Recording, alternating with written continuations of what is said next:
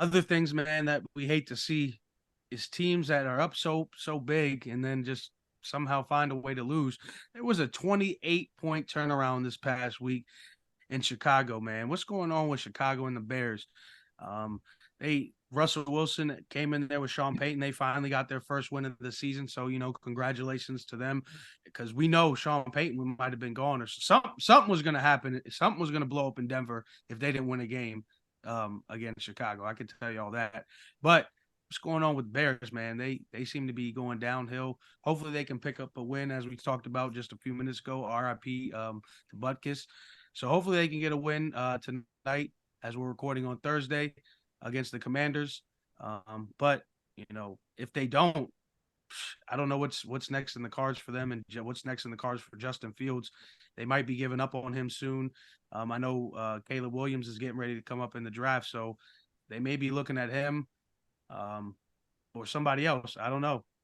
Did you hear what Caleb Williams said? No, what did he say? Caleb Williams said he's not going to the draft if he's not getting drafted by 5 teams that are there. Oh, the teams, yeah. It was, and I forgot who it was. Unfortunately, it was y'all. It was the Cowboys. I want to say it was The Raiders, Arizona, the Raiders, Giants, in San Francisco. I think it was. It was somebody wild. Really? Vikings, the Vikings. Oh, it was the Vikings, not San Francisco. It was the Vikings. So yeah, those were the 5. And he said if he didn't, he was just going to stay. And well, I can tell you part, the Cowboys won't be up there to draft him. I mean, that is true. I mean, but the worst part is, like, he knows if he stays, he can still go number 1 the year after. That's the worst. Yeah, part. I mean, that is for sure. So I mean, I guess the cards are all in his hands right now. Yeah, which is crazy. He better not have another outing like he did against Colorado, because defenses get better, especially when they see what you're doing. Colorado adjusted and scored 14 points in the second half. With him also doing that, he's taking a real chance on getting hurt. So I mean, obviously, I'm not hoping he gets hurt or anything, but that's a real risk too. So, I mean, hopefully he plays his cards right. Yep. Right now, they are moving the ball. Yeah, he throws at least 4 to 5 touchdowns a game normally. I found it crazy he didn't want to come back home. That's all I gotta say. Oh my God. That's all I gotta say. Wait, where's he from? Is he from over here? Right? From DC. Yeah, he's from here. Yeah. That's right. He did go. Yeah, it's over. Ain't nobody coming here, man. Crazy. Yeah. Look what happened to the last person that came here. How many times has he played in the last 3 years? Yikes. New ownership. Yikes. That's all I'm saying. Well, yeah, it is a new ownership. They're trying to get things switched around, but Caleb better figure it out. They had that man in a trophy case for 2 years.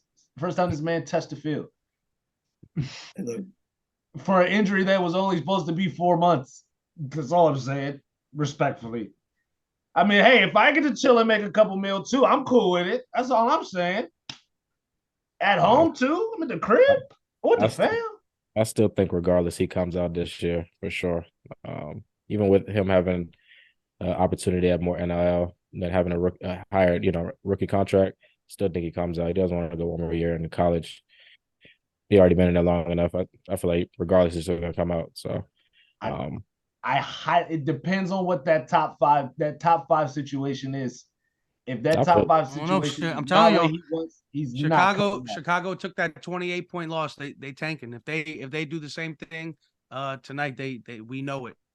Hey, bro, Caleb better come out now. It don't matter who he gets drafted. He better come out now, because teams get better, and he's gonna have to deal with Oregon this year. He's gonna deal with Washington this year. Teams are gonna expose him, so he better figure it out now and get out. Bro, right. It sounds right. That's understandable. But if it comes from a money aspect, he make damn near close to what some players make in the NFL right now off of NIL. So for sure. So for it's just one of those situations. Like, he said it, his pop said it, and then he said it again twice, and that's what kind of threw me. I was like, bro, you doubled down? That's kind of nuts. Like,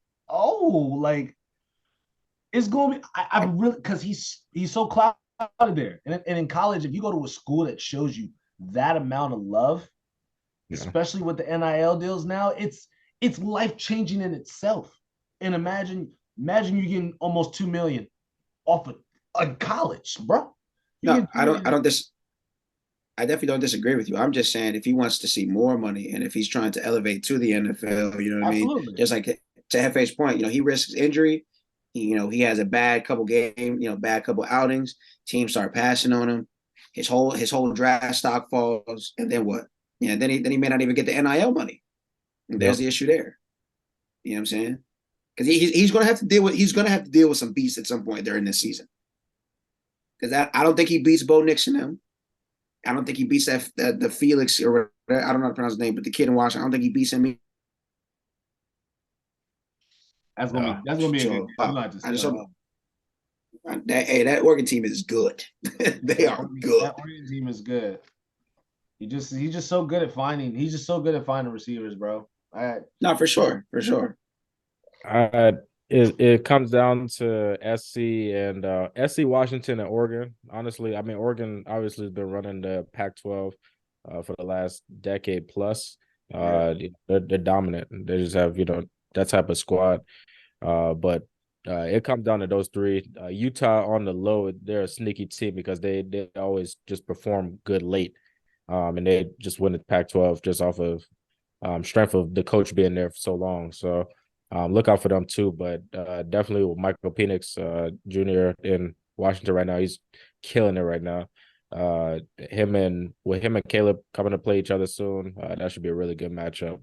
Another sleeper is Oregon State. I don't know why, but Oregon State is coming out of nowhere, and they're so with DJ. So we'll Cam Reddick.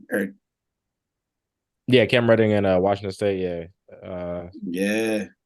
So that's a good one. So the whole Pac-12 is deep with that QB play, but it'll come down to those three.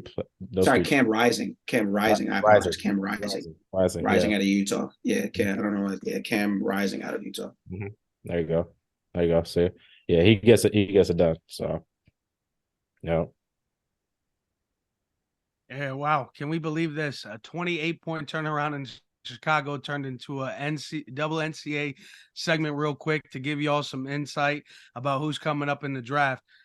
So there's a little bit of insight for college fans out there. Anybody who likes college can tune into that real quick.